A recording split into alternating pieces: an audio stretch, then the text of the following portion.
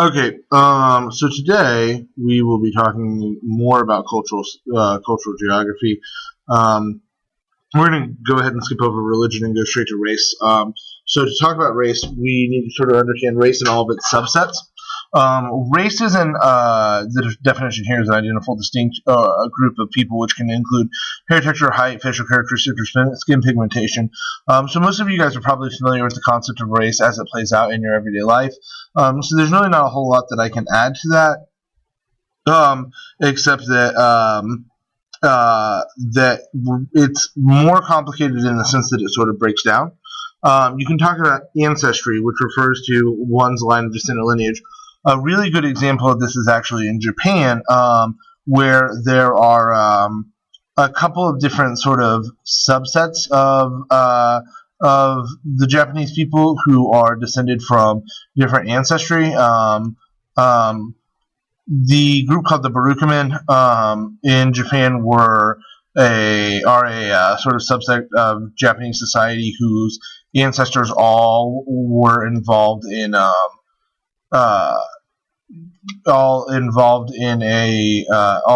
sort of professions associated with death, so like butchers and undertakers and things like that. And so that's sort of tying in ancestry in the micro level.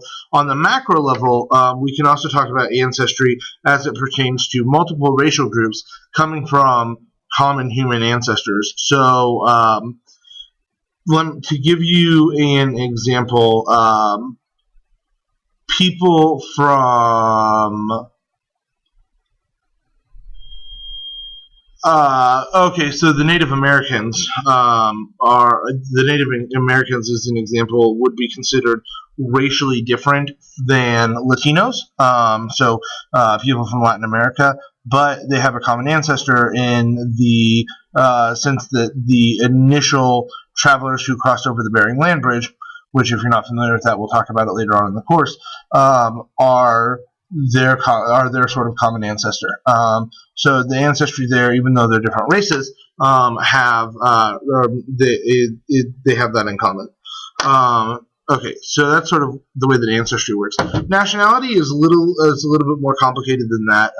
Nationality is sort of a legal concept, also sort of a cultural concept. We can talk about being a member of a particular nation. So to give you an example, in the Middle East right now, the United States is currently at war is currently at war in Afghanistan and in Iraq. We don't actually have any sort of combat troops in Iraq, but we did have some advisors, and we will probably be sending more troops over there as the sort of fighting over there has gotten worse since we've left. But within Iraq, there are the traditional Iraqis who are Arabian in origin. Their nationality and ethnicity is Arabian. And then there is this group known as the Kurds, Kurd. And the Kurds are a nation without a state, meaning that they consider themselves Kurdish. They belong to the Kurdish nation, but there's no government associated with that. So nation can sort of refer to a little bit more of a complicated concept of culture that can kind of exist without a government, but it is also oftentimes separated into government. So, for example, my nationality is American, but somebody who's of the same race as me can be in Canada, and their nationality would be Canadian.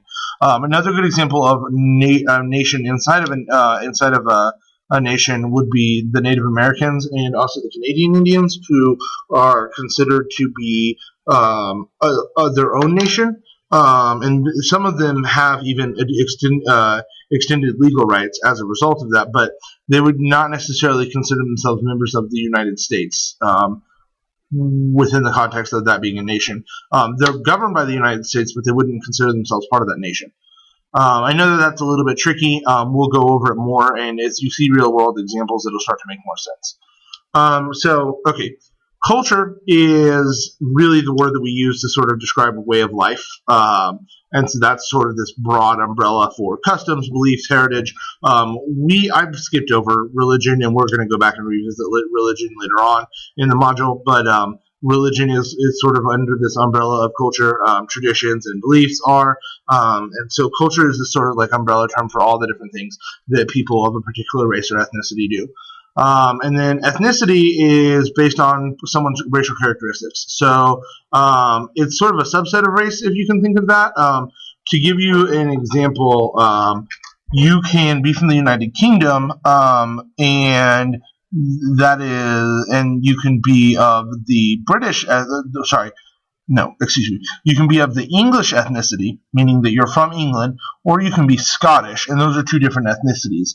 Another really good example is in Eastern Europe. There are a series of countries known as the Baltic states, and they include Serbia and Croatia and Yugoslavia. Well, not Yugoslavia, sorry.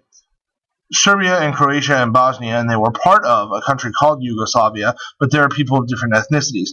So even though they were part of the same country, you would have people who are Serbs, Croats, or Bosnian, meaning that they're from Serbia, Croatia, or Bosnia, and they ended up going to war, and they split up into countries based on their ethnicity. So Yugoslavia doesn't exist anymore, and it's sort of split into these countries based on ethnicity.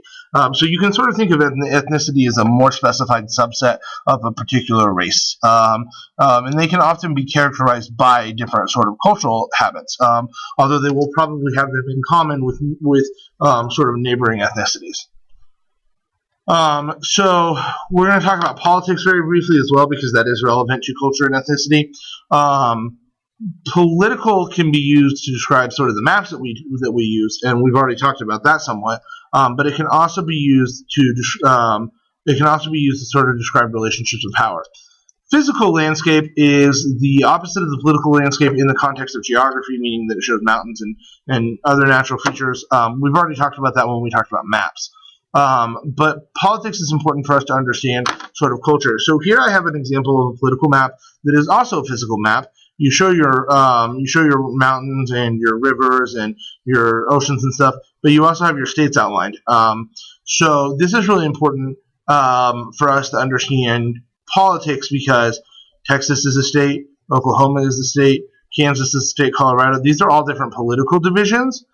But I think that this is really helpful. There are also physical divisions that serve as political divisions. So as an example, the Rio Grande is the border between Texas and Mexico.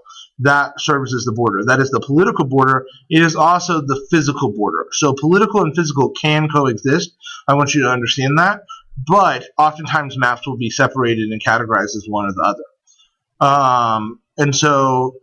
Again, just going back to the idea of natural boundaries, if you look at Kansas, the Missouri River forms our northeastern boundary with Missouri.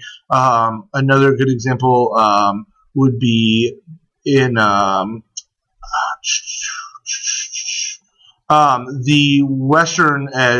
eastern edge of Missouri is the Mississippi River is the boundary there. Okay, and so we've also included a picture of the Four Corners. I think this is a really good example of the way that political boundaries work. Utah, Colorado, Arizona, and New Mexico it's the only place in the continental United States where there are 4 states that share one point. So when you're standing on that point, you're in all 4 states at once. And so this is really kind of an interesting concept to think about when you think about political boundaries. The reason this is important is because these boundaries are artificial. They form two straight lines, each with a 90-degree angle. And that can only happen if you have people making them up. Obviously, when you look at the boundary of Arizona, which is based off of yet another river, the boundary of Arizona is jagged and curvy in places. That's because that's a natural boundary, not an artificial one. Okay. Next time we're going to talk about business, but that's all that I've got for this particular segment. So go ahead and we will wait and move on to that later.